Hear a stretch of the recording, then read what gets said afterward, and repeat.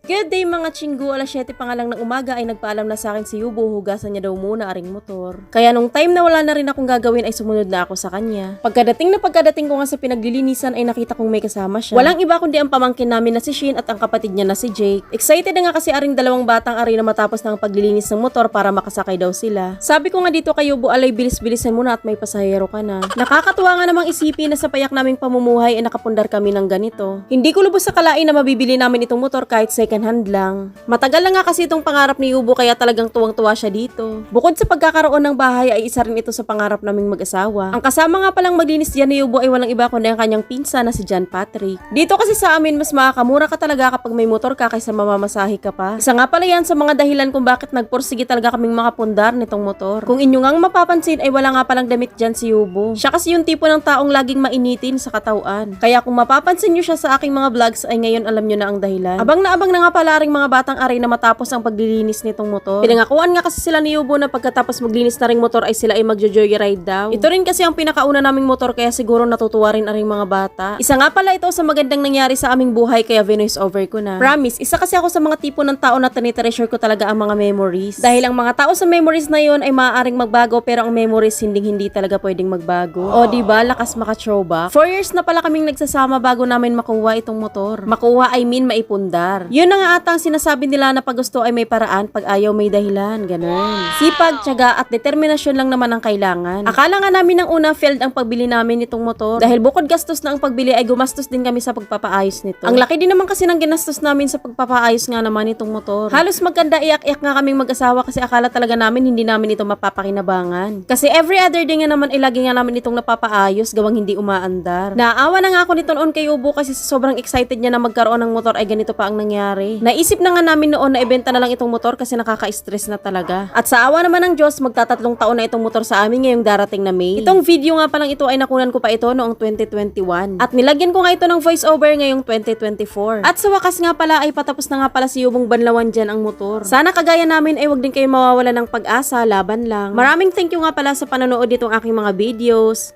Thank you po. God bless.